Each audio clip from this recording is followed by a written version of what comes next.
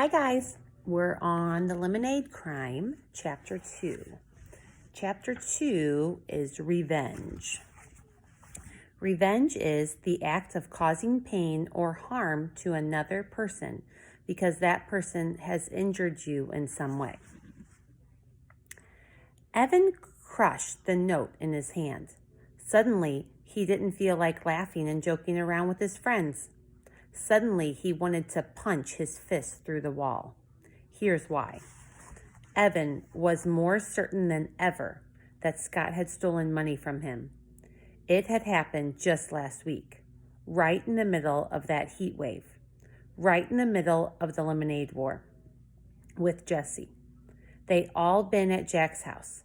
All the guys, Paul and Ryan and Kevin and Malik and Scott, were playing pool basketball.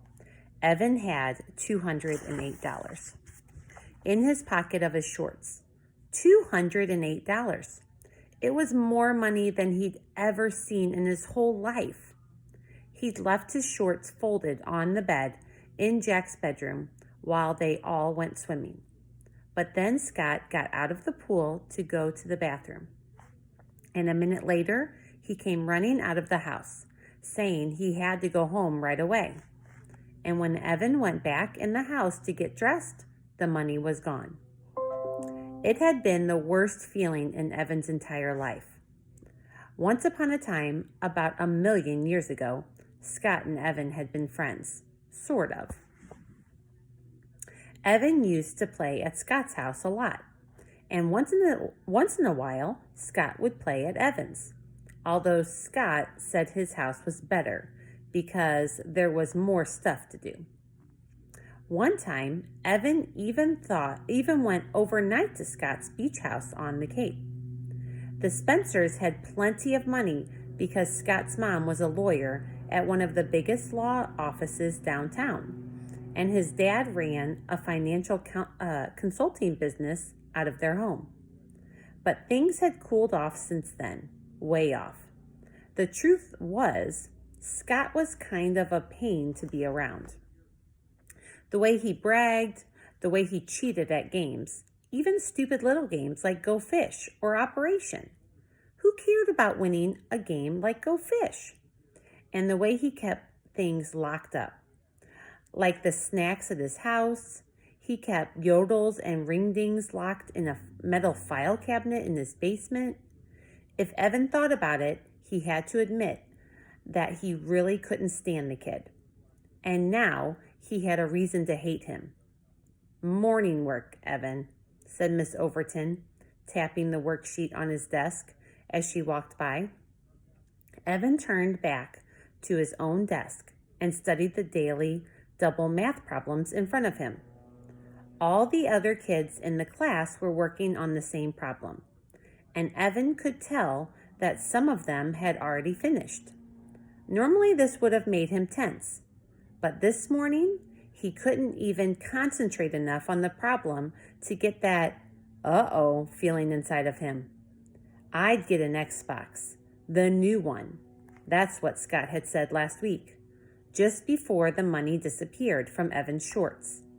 They were trying to figure out how much money they would make from a lemonade stand and what they would buy if they got rich, suddenly rich.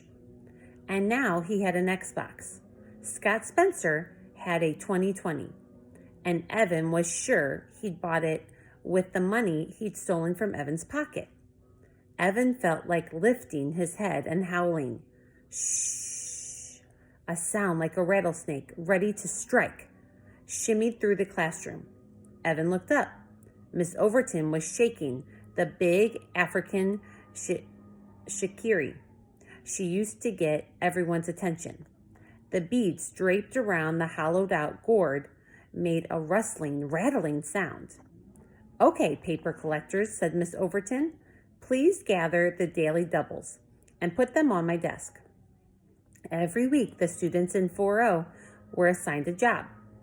Some of the jobs were serious, like paper collector and equipment manager, and attendance monitor. And some of them were silly, like chicken dresser, the person who chose an outfit for the rubber chicken that sat on Miss Overton's desk. and Goofy Face Maker, the person who made a face that all the kids in 4-0 had to copy at the end of the day on Friday. Everyone else come over to the rug for morning meeting. Evan looked back down at the blank math problem in front of him. The only thing he'd written on his page was his name. He handed the paper to Sarah Monroe, then walked over to the rug in the corner and dropped onto the floor, his back up against the bookcase. "Evan, sit up, please," said Miss Overton, smiling at him. "No slouching in the circle." Evan crossed his legs and sat up properly. First, they went around the circle, and every person had to say hello to the person on the right and the person on the left, but in a different way. When it was his turn, Evan said "Kawachiwo" to Adam, who was sitting next to him. Evan liked saying that Japanese word. It made him feel like he was kicking a ball around inside his mouth. Jesse used sign language to say hello to Megan. Scott Spencer said, "What's up?" to Ryan, which made everyone in the class laugh. Everyone except Evan. Then Miss Overton turned to a fresh page on the morning board. A wild goose had landed on the playground yesterday morning, and that was the topic for discussion. Miss Overton wanted to know what the kids knew about geese in particular, and migrating birds in general. So they took turns until every single one of them had written a fact on the easel. Evan wrote, "Some birds fly for days." He was going to add "when they migrate," but he was pretty sure he'd mess up the spelling of the word migrate. So he left off that part.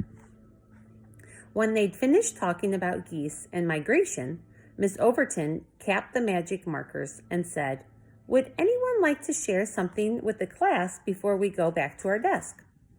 About half the kids raised their hand, but no one's hand went up faster than Scott Spencer's. "Scott," said Miss Overton. Evan slumped back against the bookcase. He did not want to hear what Scott had to share with the class. "I got an Xbox 2020, Scott said, looking around at all the other kids. Immediately, the class exploded with noise. 27 fourth graders started talking at once. Miss Overton had to shake her shikiri for nearly 10 seconds to get the kids to quiet down. "Holy rubber chickens," said Miss Overton. The kids in 4-0 laughed. "I can tell you're all interested in Scott's new game box. Let's have 3 questions for Scott about his share, and then we'll move on to the next person." Miss Overton called on Alyssa first. "What's so great about a 2020?" she asked. "Are you kidding?" said Paul. "You put on these goggles and the TV goes totally 3D. "Paul, remember to raise your hand if you want to talk," said Miss Overton. Scott nodded his head. "Yeah, it's like you're really in the jungle," said Scott, "or in a car chase, or wherever the game goes. And the controls are the gloves you wear. It's how you move your fingers, like this." Scott held out his fingers and showed how he moved them in different ways to make things happen in the game. Ryan shook his head as if he couldn't quite believe it. Miss Overton looked at all the hands that were still raised. "Question number 2, Jack." "What games do you have?" asked Jack. All the boys and even some of the girls had turned their bodies so that their whole circle was facing Scott. "So far, I've got Defenders, Road Rage, and Crisis. And then I've got a whole bunch that are in Japanese, and I have no idea what they are." The class started to whisper and talk again until Miss Overton called for the last question before moving on. "Jesse." Evan sat up a little, wondering what his little sister would ask. The first few days of school, Jessie had hardly said a word. Now everyone in the class turned to hear what she had to say. "How much did it cost?" she asked. Evan smiled. Leave it to Jessie to ask the one thing that everyone wanted to know but didn't dare ask. "Jessie, that's not an appropriate question," said Miss Overton. Jessie's forehead wrinkled up. "Well, why not?" "We don't talk about money in class," said Miss Overton. "We do in math," said Jessie, "all the time." That's different, said Miss Overton. What I mean is, we don't ask each other how much things cost. It isn't polite. Okay, let's move on. Evan, do you have something you'd like to share with the class? Evan had raised his hand, and now he dropped it, since Jessie's question didn't count. Can I ask the third question? Miss Overton paused for a minute. Evan could tell that she wanted to move on to a different topic, but she also wanted to follow the rules of morning meeting. Okay, she said, that seems fair. Evan turned to Scott and looked him right in the face.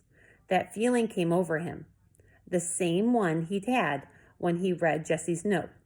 It was like a giant steamroller. Evan almost never got angry or jealous, but now he wanted to reach across the room and grab Scott and shake something out of him. Who bought it, he asked. You or your parents? Scott jutted his chin out, like he did when he was challenging Evan on the basketball court. I did. All my own money. The class erupted again, and Miss Overton didn't bother with the shikiri. She just held her hands up and said, 4-0. When they quieted down, she said, Scott, it's very impressive that you saved your money for something you wanted to buy. Now let's move on. But Evan couldn't move on. He couldn't listen to Sally tell the class about the trip she'd taken to her grandparents' house, or even to Paul talk about the nest of snakes he'd found in his backyard. He couldn't hear anything or see anything. That feeling was all over him, through him, inside him. That feeling of wanting to shake something out of Scott. And now he knew what it was he wanted. Evan wanted revenge. Okay, that's chapter 2. Answer your questions. See you later.